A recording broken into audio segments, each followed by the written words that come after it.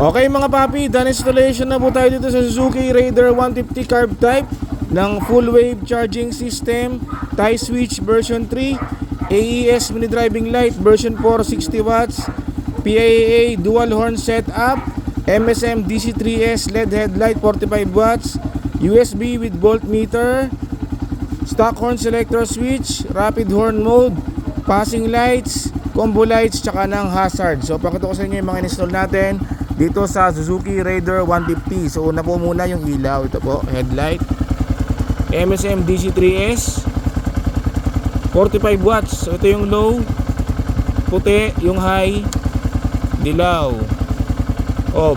Wala nga palang off siya. So ito po yan, low nya. Okay, high, headlight lang po yan ha. Low, high.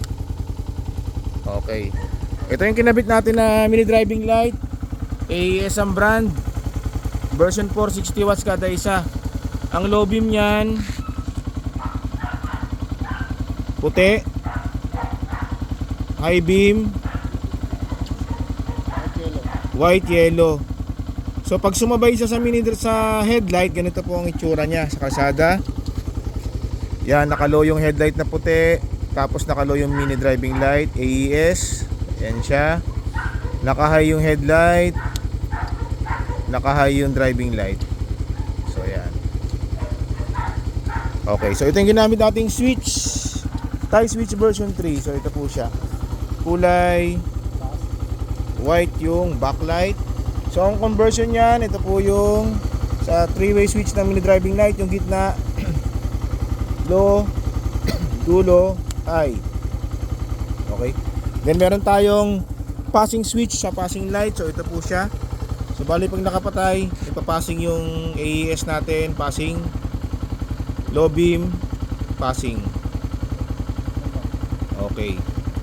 Tapos ang busina, PIA po, dual horn setup. So ito yung ating horn selector switch. Pag naka-off yan, ang busina, stock. Pag hinold mo, rapid. Okay, PIA, i-on lang po natin yun.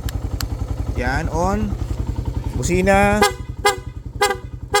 pag hinold, rapid. Yan, so pakita natin yung rapid. Yung naka-off, rapid. PIA, rapid. Kasama ang combo lights, low beam, rapid. And then ito yung kinabit natin na USB with voltmeter. So nandyan siya. Ayun. So dual port po yan, fast charging. Yan.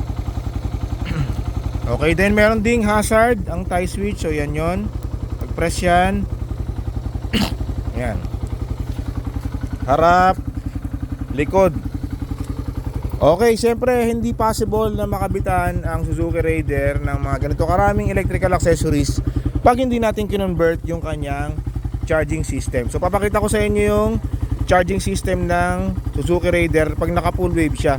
So ang ginagawa dito, nagpapalit po tayo ng full wave rectifier, and then minamodify po natin yung stator coil para maging full wave charging siya.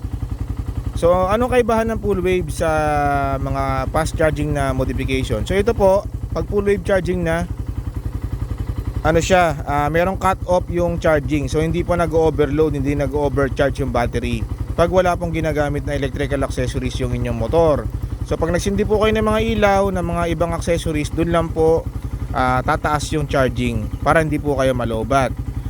So similar yan. So halos lahat ng mga FI na motor ngayon naka full wave na. So ito yung charging nya pag naka minor ha. Ang nakasindi po is headlight lang, kasi always on yung ginawa nating headlight, aho. So yan, ito yung charging nya. Okay, pag naka-idle yan, pag umandar,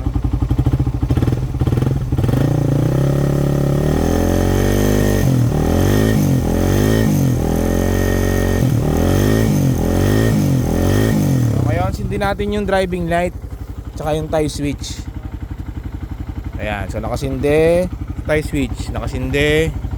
So nakasindi na lahat ng ilaw, pati brake light, lahat. So ito yung charging niya ngayon. pag naka-idle.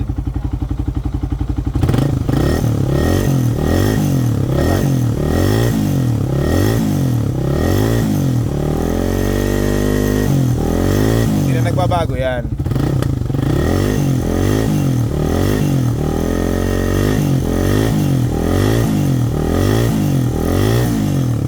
Okay, full wave. Tapos makikita nyo, walang kakurap-kurap yung mga ilaw. So steady lang siya. Okay mga paps, so kung nagustuhan nyo yung ganitong setup para sa Suzuki Raider 150 carb type, punta lang po kayo dito sa Scooteristas online shop. Maraming salamat po.